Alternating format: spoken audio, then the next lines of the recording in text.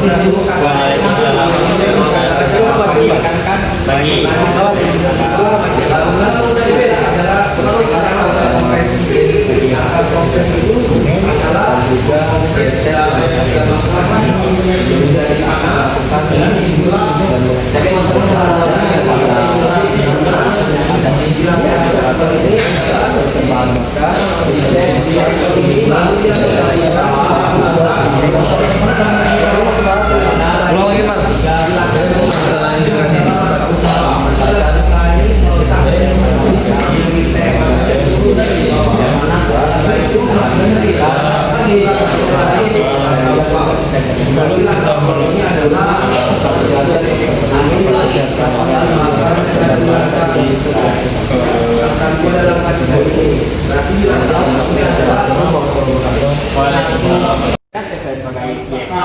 Untuk melakukan identifikasi dan prinsip kerja berupa sistem bakar dan sebagainya pada engine L300 yang ada di sana itu, kita memperhatikan beberapa hal. Yang pertama, hindari area-area sempit. Misalkan area kaki itu kan ada rodanya, hati-hati, pastikan juga menggunakan sepatu safety. Mungkin itu sebagai contoh yang kurang bagus. Yang kedua, kita tidak tahu fluida itu apakah masih bagus atau tidak. Jadi kita lihat dulu apakah fluida itu misalkan bakar ataupun itu baik, tidak baik. Jangan disentuh menggunakan tangan, gunakanlah sarung tangan ataupun kain. Untuk selanjutnya,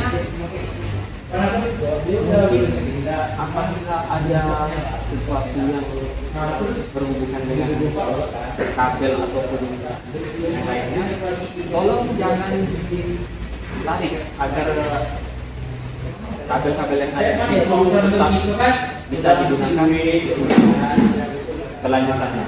Untuk JSA, sekian dari saya. Baiklah, di sini saya sebagai engineer. Sebelum kita melakukan pengecekan dan juga sistem prinsip kerja pada mesin desain L300 itu yang pertama, yaitu kita ketahui sistem bakarnya, dan yang kedua yaitu sistem pemasak, dan selanjutnya yaitu sistem ini, dan selanjutnya yaitu sistem integrated exhaust-nya, dan selanjutnya yaitu sistem bakarnya. Baiklah, dan selanjutnya untuk tambahan sebelum kita melakukan mesin kerjanya, yaitu kita terlebih dahulu harus mengetahui sistem apa saja yang ada di bahan bakarnya ataupun pada sistem intake exhaust-nya.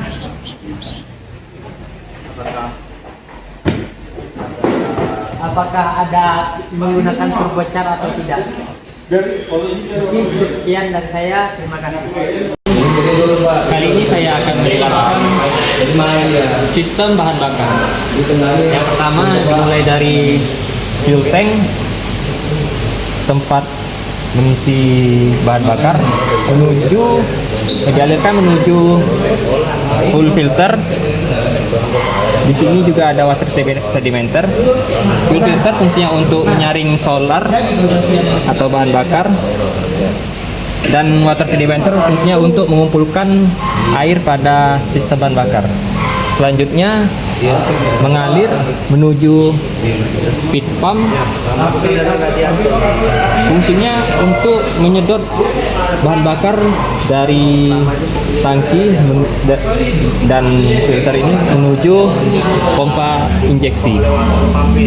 Untuk pengaturannya ada pada level control yang di dalamnya terdapat governor yang berfungsi untuk mengatur berapa banyak suplai yang akan dimasukkan menuju nozzle dan sistem bahan bakar, dan juga mencegah overspeed akibat terlalu banyak bahan fuel yang masuk menuju ruang bakar. Lalu dialirkan menuju piston pump injection ada 4 tipe, yang berarti ada 4 silinder di dalamnya. Yang terakhir menuju nozzle yang akhirnya mengabutkan bahan bakar ke dalam sistem bahan bakar itu. Yang terlalu penuh, terlalu berlebih, maka akan dialirkan kembali melalui relief valve yang satu di sini dan dialirkan kembali menuju fuel tank. Sistem yang digunakan kali ini yaitu sistem inline. Sekian. Oke, di sini saya akan menjelaskan bagaimana prinsip kerja atau sistem pelumasan yang ada di mesin L300 ini. Baik, yang pertama dari oil pan akan dipompa ke arah strainer. Dari strainer ini dia akan mengalirkan ke oil filter. Setelah dari oil filter ini dia akan mengalir ke main galeri, ke oil galeri, dan akan menyemburkan semua oli pada semua komponen yang bergerak seperti crankshaft dan juga crankshaft dan camshaft. Setelah itu oli-oli yang sudah melumasi bagian komponen-komponen yang bergerak ini dia akan mengalir lagi ke dalam oil pan, dan siklus itu akan terus berulang saat mesin dihidupkan ataupun sedang dipakai. Oke, selanjutnya saya akan menjelaskan sistem intake dan exhaust dan bagaimana cara prinsip kerjanya. Pertama, udara itu akan masuk ke dalam air filter, terus dialirkan ke intake manifold dan dia akan menunggu setelah katup intake ini terbuka. Setelah intake katup itu terbuka, udara itu akan masuk dan akan ada kompresi. Setelah dikompresi akan ada usaha dan udara itu menuju ke katup exhaust, selanjutnya ke exhaust manifold. Bukan aku takut salah. Pada 3 setelah katup X terbuka, udara akan menuju ke X manifold, terus mengalir ke muffler. Assalamualaikum warahmatullahi wabarakatuh. Saya akan menjelaskan prinsip kerja sistem pendingin part dan mesin diesel L300. Baiklah, sebelum saya menjelaskan prinsip kerjanya, saya akan menjelaskan komponen-komponen utama dan juga fungsinya. Yang pertama yaitu radiator, yang mana radiator berfungsi untuk mendinginkan cairan pendingin, dan yang kedua yaitu water pump yang berfungsi untuk meneruskan cairan pendingin ke radiator, dan yang ketiga itu termostat, itu yang berfungsi untuk membuka tutup, terbuka dan tertutup secara otomatis saat telah mencapai suhu kerja yaitu 90 derajat Celcius. Dan selanjutnya yaitu cooling fan, yaitu yang berfungsi untuk memutar dan mendinginkan pada radiator. Dan selanjutnya saya akan menjelaskan prinsip kerjanya. Dan saat kondisi mesin sedang dingin, termostat dalam keadaan tertutup, dan juga cairan pendinginnya itu bersirkulasi di dalam blok mesinnya tersebut. Dan apabila kondisinya telah mencapai 90 derajat ataupun dalam kondisi panas, termostat ini akan terbuka, lalu dia akan mengalirkan melalui hose menuju ke radiator, dan di dalam radiator ini dia akan didinginkan. Setelah didinginkan dia akan kembali lagi melalui hose menuju ke water jacket yang ada di dalamnya. Baiklah, untuk ini saya jelaskan sedikit tentang sistem kelistrikan pada mesin ini. Yang pertama dari aki yang berfungsi sebagai sumber tenaga, sumber listriknya. Ada starting motor berupa solenoid dan motor starter, dan ada juga di sini alternator yang berfungsi untuk pengecasan untuk akinya tersebut. Untuk sistem startingnya dimulai dari aki yang menyuplai arus pada positifnya menuju switch on, tombol glow plug, tombol start. Yang pertama switch on off-nya fungsi untuk menghidupkan, membuat seluruh sistem kelistrikan pada mesin itu menyala. Berikutnya ada tombol glow plug untuk memanaskan ruang bakar sebelum dilakukan startingnya. Berikutnya ada tombol start yang berfungsi untuk menggerakkan motor dan memutar flywheel yang ada pada mesin ini. Untuk beberapa barang lain sistem elektrikal tambahannya berupa di sini ada satu sebagai pengatur berapa banyak bahan bakar yang masuk pada throttle body agar fuel yang disemprotkan tidak terlalu berlebihan sehingga menyebabkan pembakaran yang tidak sempurna. Dan di sini ada tempat glow plug-nya untuk memanaskan area ruang bakar sebelum dihidupkan.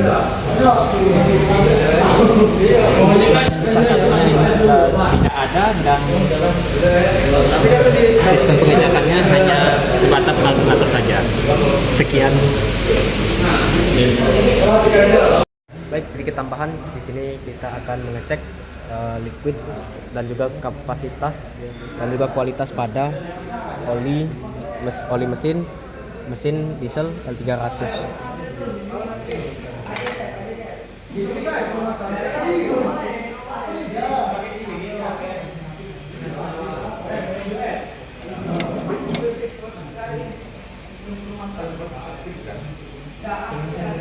Bisa lihat di sini olinya masih sedikit jernih, tidak terlalu hitam. Juga kapasitasnya itu di bawah penuh.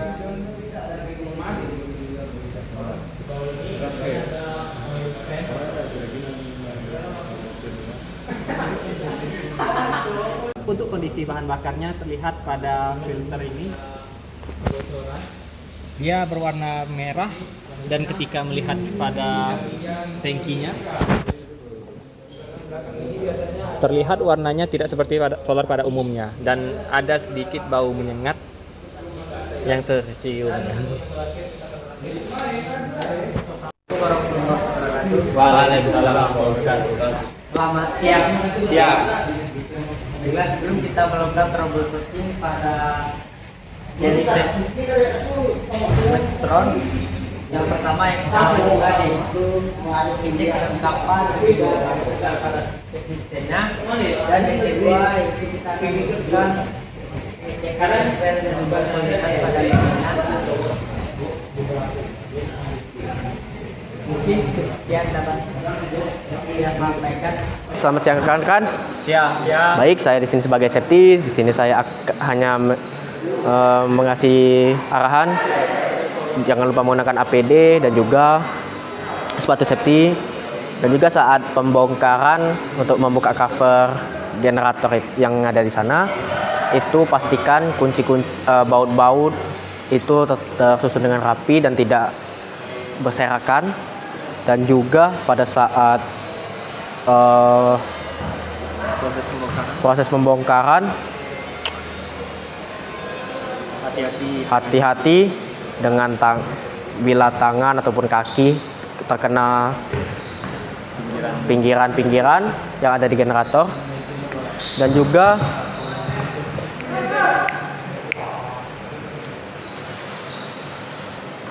pada saat pembongkaran berhati-hati saja karena itu memakai roda. Kalau bisa ditahan aja pakai batu ataupun kayu. Mungkin itu saja yang bisa saya sampaikan. Terima kasih. Baiklah, sebagai engineer untuk sistem generator Maxtron Pertama kita mengetahui apa-apa saja yang kurang berupa kelengkapan dan kerusakan sistemnya. Dilihat dari sekilas tidak ada kerusakan apa-apa. Tetapi kita harus melihat mulai dari sistem apakah masih lengkap, apakah masih ada sistem sistem pendinginannya. Sepertinya terlihat sistem pendinginannya tidak ada, dan sistem exhaustnya beserta sistem elektrikal yaitu startingnya dan sistem pembakarannya.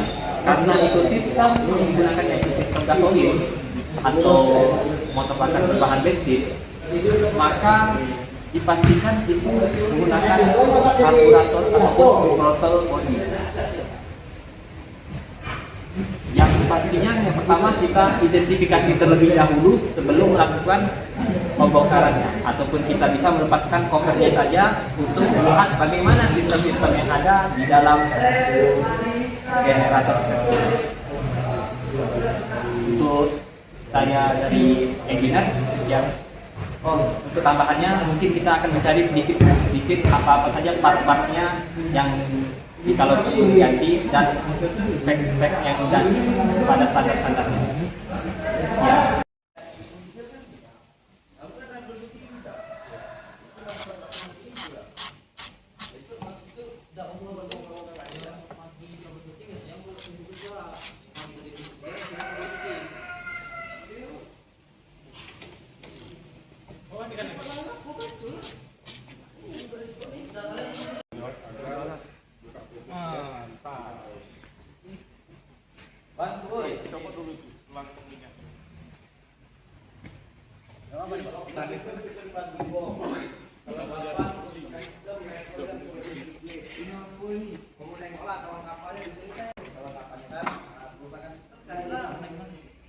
Setelah membuka koper pada bagian generator ini, kami telah menemukan beberapa komponen-komponen yang kurang, yaitu pertama, setelah membuka pada bagian tangki yang ternyata berkarat, bahkan bagian atasnya rusak.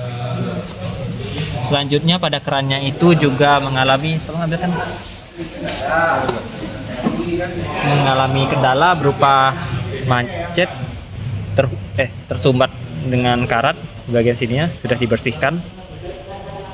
Selanjutnya kelengkapannya yaitu juga pada bagian saringan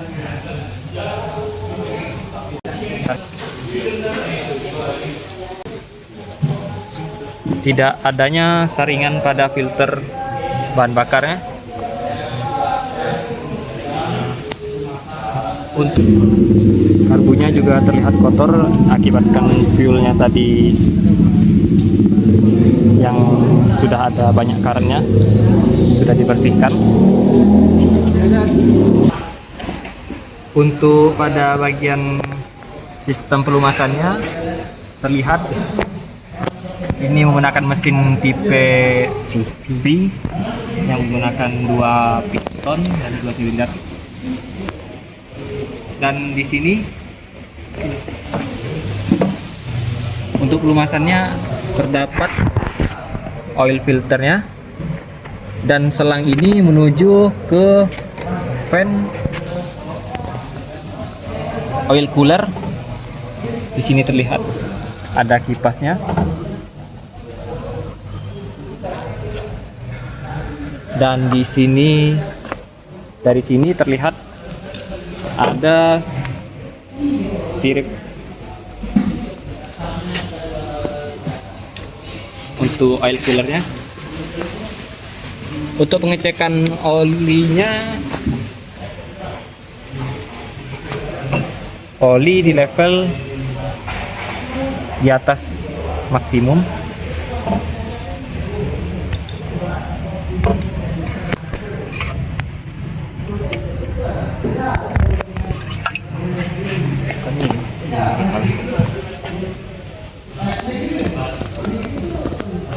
Tahan. Untuk sistem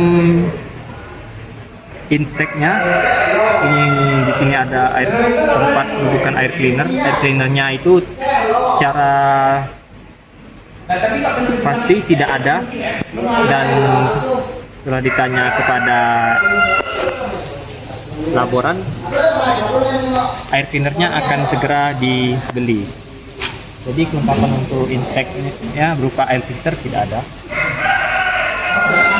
Selanjutnya, karena ini tipe sistemnya sistem gasolin atau sistem bensin, maka sistem intake-nya langsung saja menuju ke dua katup masing-masing silindernya.